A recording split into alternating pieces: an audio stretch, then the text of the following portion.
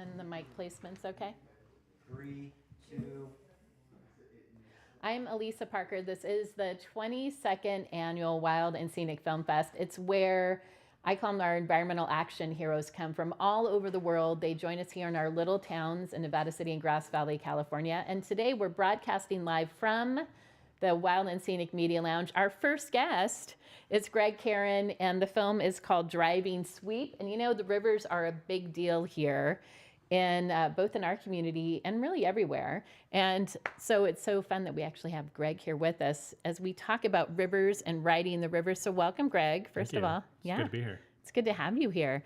This is your first time. Yes, it is. Wild and Scenic. What's your impression so far of Nevada City and the Film Fest? I love it. It's really nice here, and River Trail's great, town's great. Everyone's really nice and welcoming. And you recently moved to Colorado from Montana. I did. And your film Driving Sweep, give us a synopsis of the film. The film is a profile on a young woman who is learning how to drive a very heavy, difficult to row sweep boat on the Middle Fork of the Salmon. Okay, tell everyone what a sweep boat is and what it looks like. I mean, I had been a river raft guide, and I was like, what is this sweep boat? It's enormous, first of all. Sweep boat is a 24-foot inflatable raft that is about 3 or 4 feet high, and you stand in the center of it, and the arms or sweep blades are on the front and the back of the boat instead of on the sides.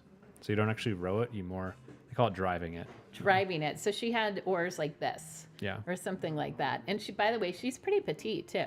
Yeah. And that's what I loved even as a river raft guide when you're like 5'3" and people are like, wow, you can do this. Yeah. But there's a lot you can control. Yeah, she just has different techniques for it compared to a larger person. And she's found a way to make it work. What was the key part of doing this film? Like, what was it where you said, you know what, I need to talk about the sweep boat and cover this story? Yeah, I think I've always been looking for a way to tell that story. Katie, I've known Katie for a few years because I work at the same company she does as a guide.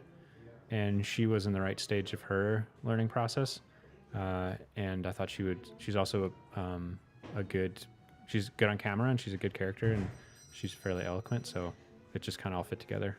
What are you hoping people take away with this specific story and knowing about the sweep boat and really the role it even has in the river rafting world? I think Katie would, she would jump in here and say she wants young potential guides or new guides that are females to know that they can do it too. And that they can row a sweep boat just as well as the guys can. That is true. That is very true. So, a big part of Wild and Scenic, Greg, is, we have the outdoor adventure films. We're featuring climate justice. And, of course, highlighting the stories is such a significant part of shaping our culture. When we were talking off camera and you were talking about doing commercial work, but you might be diving into this work more full time.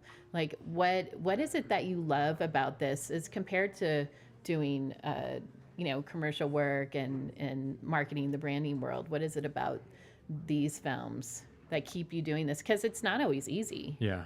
Funding, human capacity. I think part of it's that looking for inspirational stories also satisfies part of me, and that these people's stories, they are inspiring to me as well.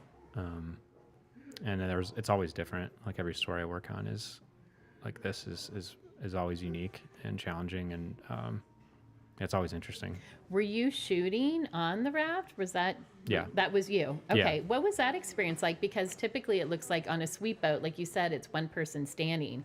So where were you at on the boat in this process? Because it's not really seated.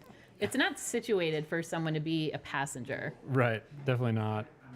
Usually we have someone sit, because I row a sweep boat too. Okay. So that You definitely do? helped. Yeah. Right. That definitely helped know where it was safe or more safe, and where it was dangerous and what kind of rapids we were going to go into. Usually I was filming in the back of the boat on the right side, so I could hold on to the right railing with one hand and then have the camera in my hand in the other hand.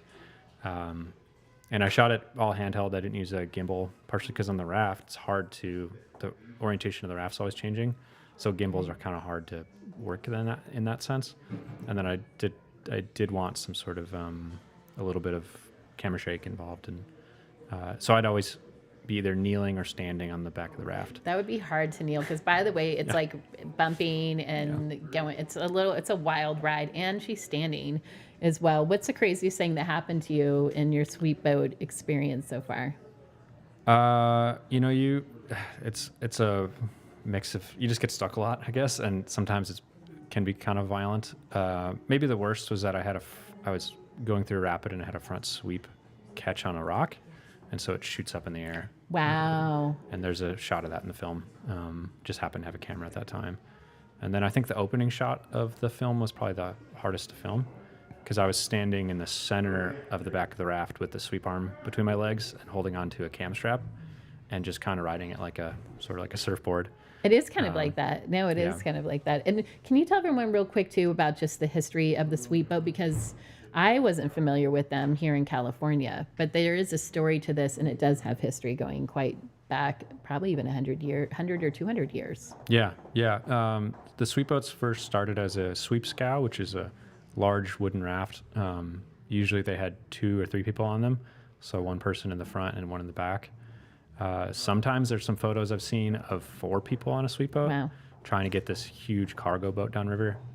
In Idaho, they were used a lot because the rivers there, most of them don't have roads along them, so they had to get mining, cargo, and other things across the state. So they'd use these big wooden boats. And then, after World War II, there was a surplus of rubber rafts. Right.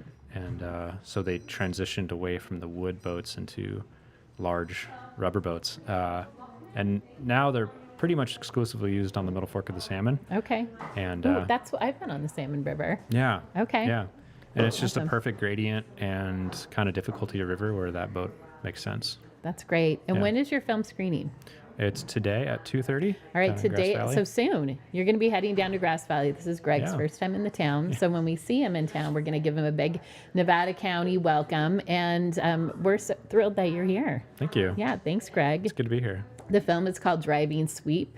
And hopefully this is not just your first time. Hopefully you'll be back because he's doing other films as well. So we're going to hear more about it with Greg. I hope so. Yeah, thanks, Greg. I'm Elisa Parker. It is the Wild and Scenic Film Festival. We're going to be with you through 5 o'clock this afternoon. And it's not too late to come down and experience the films yourself. And we'll be right back. Thank you. Thanks, Greg. Thank you so much. Yeah. Thank you for your patience and